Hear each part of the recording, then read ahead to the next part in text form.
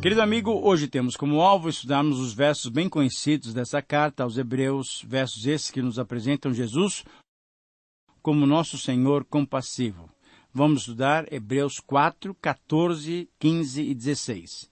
Quando nós observamos esse texto, notamos que ele é rico em nos encorajar, em nos exortar a buscarmos o auxílio de Jesus Cristo, pelo fato dele ser o nosso fiel e grande sumo sacerdote. Nesse sentido, o escritor da carta aos Hebreus apresenta Jesus como sumo sacerdote especial, quando comparado com os sacerdotes históricos do Antigo Testamento da ordem aarônica. Ele nos mostra o sacerdócio de Jesus Cristo como fundamento da certeza de que nós, cristãos, temos diante da divina vocação alguém para nos ajudar a viver de uma maneira tal a glorificá-lo. No Evangelho de Mateus, escrito também para um grupo de judeus com o objetivo de mostrar em Jesus o cumprimento das promessas do Antigo Testamento, o evangelista mostra que Jesus afirmou que não tinha vindo para revogar a lei, mas tinha vindo para cumpri-la, para obedecê-la em todos os detalhes e no seu significado verdadeiro. Nesse texto, o autor da carta aos Hebreus mostra-nos uma das mais impressionantes e profundas aplicações daquela palavra. Nesse texto, o autor nos mostra Jesus como sumo sacerdote perfeito, e esse relato é de suma importância, pois nos remete ao passado. No Antigo Testamento, o sumo sacerdote ocupava uma posição central na religião judaica. Era ele quem intermediava todas as ofertas e os sacrifícios. Era somente ele que entrava no Santo dos Santos, uma câmara especial e central no tabernáculo e depois no templo, onde estava a Arca da Aliança, o local que simbolizava a presença de Deus. Era no Santo dos Santos que o sumo sacerdote derramava o sangue pelos pecados, purificando-os. No Antigo Testamento, o sumo sacerdote ministrava para um povo redimido, isto é, um povo que já estava livre da escravidão. Mas o sumo sacerdote não tinha a tarefa ou a missão de conduzir o povo ao destino que Deus lhe prometera. Agora, veja bem, mudou a figura e Jesus, como sumo sacerdote da nova e última revelação, ele ministra também a um povo liberto, um povo não mais escravizado pelo pecado, que vai caminhando para um destino, para uma meta, que vai caminhando para o verdadeiro descanso de Deus. Então, o autor nos apresenta Jesus ministrando para o povo de Deus que vai indo para o céu, exatamente. Pelo fato de Jesus ser apresentado desde o início da carta como superior a vários ícones do Antigo Testamento, toda a atenção devemos dar à nossa caminhada para não ficarmos no meio do caminho como ficaram os israelitas.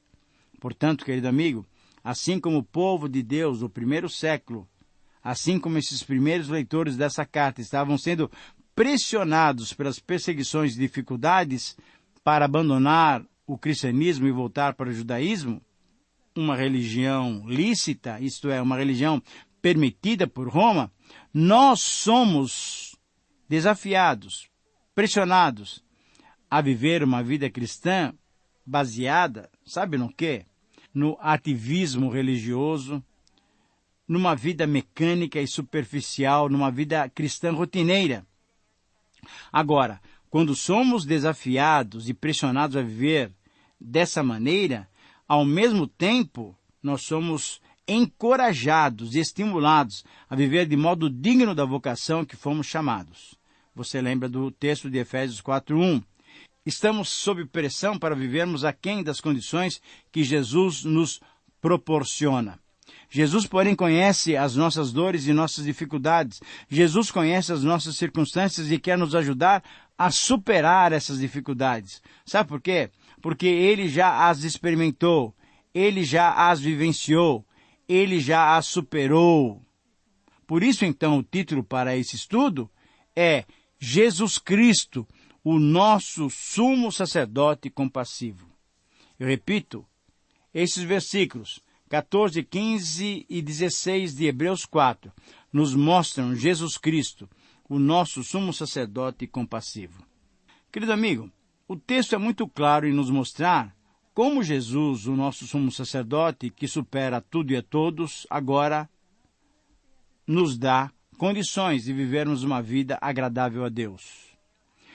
Depois dessa interrupção dos versículos 7 do capítulo 3 até o capítulo 4, versículo 13, onde nos foi mostrado o exemplo dos israelitas incrédulos que não entraram na terra prometida, o autor nos leva de volta, sabe o quê? Ao tema do sacerdócio de Jesus. Você deve se lembrar que o papel de Jesus como sumo sacerdote foi mencionado pela primeira vez em 2,17 e depois em 3,1 novamente. Portanto, a partir deste texto agora, de 4:14 a 16, começamos a examinar o significado do sacerdócio de Jesus Cristo e o seu valor para nós. O texto é claro em dizer que temos Jesus, o Filho de Deus, como nosso grande sumo sacerdote compassivo. E os benefícios que ele nos concede não se podem comparar com os benefícios dos sacerdotes da ordem de Arão. Jesus já penetrou os céus e por isso ele é superior a qualquer outro sacerdote. A posição de Jesus como sumo sacerdote na presença do Pai é a base da nossa confiança. E é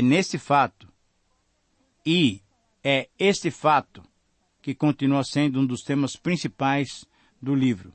O autor ainda destaca que Jesus também conviveu com os homens e por isso pode compadecer-se das nossas dificuldades. E isso aconteceu porque ele foi tentado em todas as coisas. Jesus compreende a batalha humana contra a carne. Sabe por quê? Porque ele se encarnou. Ele se fez gente. E por isso ele pode nos socorrer. A grande vantagem desse grande sumo sacerdote compassivo é que ele não é igual aos homens que ele representa. Por quê? Porque ele nunca pecou. Por isso podemos e devemos nos aproximar do trono em confiança. Não confiantes na nossa própria justiça, mas confiantes na misericórdia, graça e socorro que ele nos oferece. Por isso, diante dessas verdades tão especiais, podemos perceber que o texto nos fornece esse incentivo e essa palavra resumida que nos encoraja a perceber o seguinte: somente Jesus Cristo, o nosso sumo sacerdote compassivo, pode nos auxiliar em todos os momentos da vida. Eu repito, esse é o princípio, esse é o resumo que o próprio texto nos fornece e nos estimula. Dizendo que somente Jesus Cristo, o nosso sumo sacerdote compassivo, pode nos auxiliar em todos os momentos da vida. Nesse texto, então, encontramos 7 características de Jesus Cristo que o qualificam, que o caracterizam como nosso sumo sacerdote compassivo. Mas vamos ler o texto para não perdermos nenhum desses detalhes. Tendo, pois, a Jesus, o Filho de Deus, como grande sumo sacerdote que penetrou nos céus, conservemos firmes a nossa confissão. Essa é a leitura do versículo 14. Mas o versículo 15 continua dizendo o seguinte: porque nós não temos, veja bem, um sumo sacerdote que não possa compadecer-se de nós, das nossas fraquezas. Não. Antes, ele foi tentado em todas as coisas à nossa semelhança. Mas, e essa palavra muitas vezes muda completamente a figura, mas ele não pecou. Portanto, acheguemo-nos confiadamente junto ao trono da graça, a fim de recebermos misericórdia e acharmos graça para socorro em ocasião oportuna. Muito bem, agora sim podemos ver essas condições, olhando para Jesus, podemos ver essas qualificações, caracterizações de Jesus como nosso grande sumo sacerdote compassivo. Em primeiro lugar, Jesus caracteriza-se por ser filho de Deus. Veja o versículo 14. Uma das dificuldades dos gregos com a sua filosofia em relação ao cristianismo era por causa da sua concepção de Deus, o seu conceito de Deus. Para eles, se Deus tivesse sentimentos nossos, não poderia ser Deus. Com isso, o Deus deles era um Deus insensível, apático, um Deus que não sentia nada. Mas Jesus, ao invés, não é insensível à nossa dor. Ele chorou por causa da morte de Lázaro. Quando você está triste, Jesus não está no céu, alheio e indiferente à sua dor. Ele conhece as suas emoções. Embora ele seja filho de Deus, ele é filho do homem também. Por quê? Porque ele se encarnou. Ele viveu as nossas dores. Por isso, em segundo lugar, Jesus qualifica-se como sumo sacerdote, porque ele é esse sacerdote especial. Veja o versículo 14.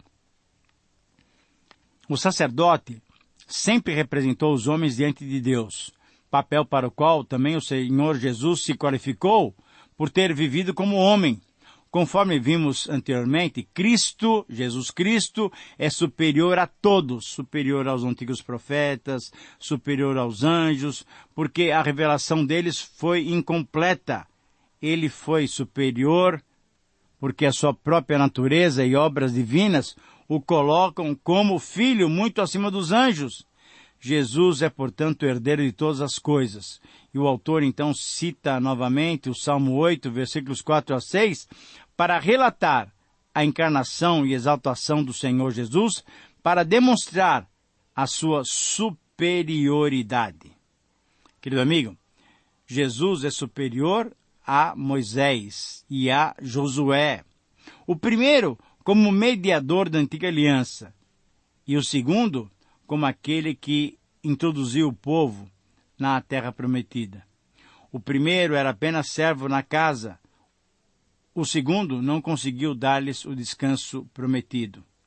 E então, a partir desse texto, Jesus é superior aos sacerdotes levíticos. Isso é importante nós lembrarmos, porque essa superioridade, evidentemente, se percebe quando se mostra que Jesus é o grande sumo sacerdote. Em terceiro lugar, Jesus Cristo caracteriza-se por ser o único que penetrou nos céus, no Santo dos Santos. Versículo 14. Assim como o sacerdote e especificamente o sumo sacerdote da linhagem de Arão, no dia especial, no dia da expiação anual, veja bem, saía da vista do povo para entrar no Santo dos Santos para sacrificar pelos pecados, conforme lemos lá em Levítico capítulo 16, Jesus também saiu da presença do povo quando ele foi elevado às alturas e penetrou no santuário celeste e está na presença de Deus, intercedendo por nós. Em quarto lugar, Jesus qualificou-se por ser ele o quê? Um Senhor compassivo. Veja o versículo 15. Jesus é sensível à nossa dor. Temos que saber dessa verdade e usufruirmos dela. Quando você teve aquela grande desilusão e pensou que o mundo havia se acabado, que não havia mais sonhos, Jesus não era indiferente à sua dor. Quando você percebeu alguém, seu querido, que tanto amava, que ele poderia falecer, quando na verdade você perdeu alguém muito querido e as lágrimas inundaram seus olhos e você queria entender por que aconteceu aquilo, quando cada lugar e cada objeto eram instrumentos de lembrança e alimentavam a sua saudade, querido amigo, Jesus não foi indiferente. Isso não passou desapercebido a ele. Quando você se desesperou com a doença de alguém, a sua angústia, Jesus conheceu-a plenamente. Jesus não foi indiferente, não foi insensível à sua agonia, mas ele entendia e compreendia a sua aflição. Ele chorou por sua causa. Ouça essas palavras. Por isso mesmo, convinha que em todas as coisas se tornasse semelhante aos seus irmãos, para ser misericordioso e fiel sumo sacerdote nas coisas referentes a Deus e para fazer propiciação pelos pecados do povo. Capítulo 2, versículo 17 do próprio livro de Hebreus. Querido amigo, essas palavras não mexem com você? Elas são tremendamente encorajadoras. Agora, ouça outras palavras maravilhosas escritas pelo apóstolo Paulo. É Cristo Jesus quem morreu, ou antes, quem ressuscitou. O qual está à direita por Deus e também intercede por nós. Sim, querido amigo, Jesus Cristo é o nosso sumo sacerdote compassivo. Em quinto lugar, então, Jesus Cristo qualificou-se, caracteriza-se por ter sido tentado, mas não ter pecado. Ele não pecou. Veja essa afirmação do versículo 15. Cristo tomou sobre si a nossa natureza, tornando-se um modelo impecável para os homens. Ele não cometeu faltas para que também nós sejamos vitoriosos e entremos no seu reino como vencedores. Sabe o que ele fez? Ele orou para que fôssemos santificados pela verdade. E qual é a verdade? Ele tinha dito, como nós já mencionamos, João 17:17, a tua palavra é a verdade. Os discípulos de Jesus teriam de ser santificados mediante a obediência à verdade. Ele rogou: não rogo somente por esses, mas também por aqueles que vierem a crer em mim por intermédio da sua palavra. João 17:20. Essa oração, então, foi feita em favor de quem? Pense um pouquinho. Foi feita em nosso favor. Então, temos que ser levados a uma sagrada intimidade com o Redentor do mundo. Temos de ser um com Cristo, assim como Ele é um com o Pai. Querido amigo, essa é uma maravilhosa transformação experimentada pelo povo de Deus ao entrar em comunhão íntima com Jesus. Temos que subjugar todos os nossos desejos, inclinações, ambições, apetites, paixões e colocá-los em harmonia com a mente e o Espírito de Cristo. Porque Ele nunca pecou, Ele pode também nos dar vitória contra o pecado. A pergunta que eu faço a você com muito carinho é: você tem vivido em santidade? O pecado é algo normal ou algo ocasional na sua vida? Em sexto lugar, Jesus Cristo caracteriza-se por ter a graça misericordiosa como seu trono. Veja o versículo 16, que palavras maravilhosas. Alguém descrente poderia argumentar que Jesus não passou por todas as nossas experiências e por isso Ele não pode ser misericordioso e gracioso no seu trono de glória. É correto admitirmos que Jesus não passou por algumas das nossas circunstâncias idênticas aquelas que nós vivemos no dia a dia. Ele nunca foi casado, não teve filhos, não teve que criá-los. Jesus nunca passou pela crise da meia-idade e também não experimentou as debilidades da velhice. Mas certamente Jesus experimentou as provações, os testes, as tentações comuns a toda a experiência humana. E a frase que nos encoraja é impressionante. Ela nos incentiva a chegarmos confiadamente junto ao trono da graça, a fim de recebermos misericórdia e acharmos graça. Essa frase certamente significa que Jesus conhece as questões fundamentais da vida humana e, por ter passado pelas nossas aflições, Ele pode nos ajudar de uma maneira muito especial, de uma maneira muito amorosa, de uma maneira muito compassiva. Por quê? O trono da sua graça é o lugar em que Ele responde às nossas orações. Um trono de misericórdia. E em sétimo e último lugar, Jesus Cristo caracteriza-se por conceder graça para nos socorrer. Veja o finalzinho do versículo 16. Jesus é nosso socorro em meio à dor, pois naquilo em que ele mesmo sofreu, tendo sido tentado, é poderoso para socorrer os que são tentados. O texto de Hebreus nos fala que Jesus é poderoso para socorrer os que são tentados, mas, por extensão, ele também é poderoso para nos socorrer em meio à dor. Jesus não é apenas sensível à nossa dor, mas ele nos conduz à vitória, a arrumarmos a solução. Querido amigo, que o Senhor te abençoe. Aproprie-se dessas verdades percebidas, vistas no Senhor Jesus Cristo. Um grande abraço e até o próximo programa.